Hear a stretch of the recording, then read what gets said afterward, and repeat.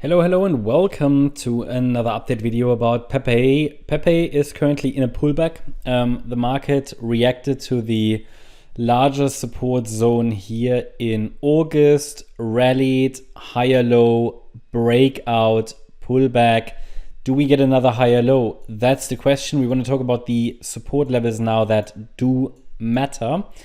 So this could turn into a diagonal pattern. I just need one more high. We all know that altcoins sometime, especially in this cycle, they've really been reluctant to form 5 waves. I mean, the 5-wave move would be a first confirmation we're actually moving higher. But below the 61.8 retracement, which is located at 81006, the upside breakout in a 5th wave off circle 1, which would be, as I said, a 5th wave of a leading diagonal pattern, 1, 2, 3, 4, 5. That would turn, or that would become less likely, right? So the 5th wave to the upside will become less likely should the market break below the key pivot, which is the 61.8 retracement. We can make that box a bit smaller to make it just a little bit clearer here. And yeah, the golden ratio level, that's key. That's normally the level we don't want a 4th wave to go below, not even in a diagonal pattern. Now, it is important to understand that in a diagonal pattern, technically, just from a technical point of view, what is valid is different to what is likely.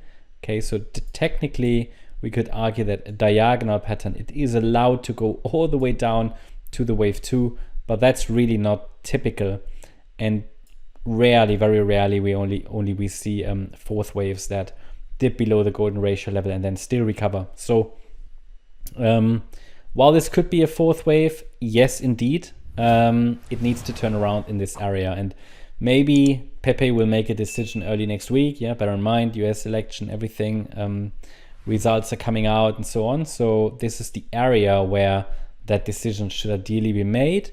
We will see. I mean, Bitcoin is currently under a bit of selling pressure. PEPE might follow.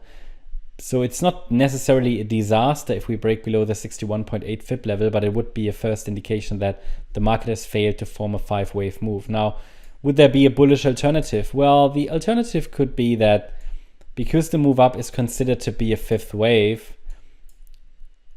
wave 1 can be a 3-wave move, but it would be messy, and then also it should hold above the red line. So I would really keep it very simple. As soon as we break below 81006, the red line will become the next key support level. And it takes a break above that last swing high that's located here at 111034, which is the swing high from the 15th of October. It takes a break anyway above that level to indicate a low of sorts is in place. I think the best setup that we can get here is to wait for a 5-wave move up to form, and then the subsequent wave 2 pullback should be a good setup, because that is a pullback where a higher low should hold if we get 5 waves up. We don't even get 5 waves up, there isn't really a clear setup. I mean, the 4th wave pullback, it might hold support, it might not. You know, probabilities are not clear as long as we have 3 waves up. But still, yeah, you have some levels you want to trade it. You have some levels to watch. I can only tell you that below 81006, it becomes likely that we test the red line down there, right? So that's all I can say. 5th wave up would give us some clarity. And if we get one more high, it should reach, it should reach minimally the 161.8 FIB extension. That's located at 127048. Maybe even 136431. That's the update about PEPE. Hope you liked the update. If you did, please hit the like button, leave a comment, and subscribe. And if you really like the content, then please check out the channel membership.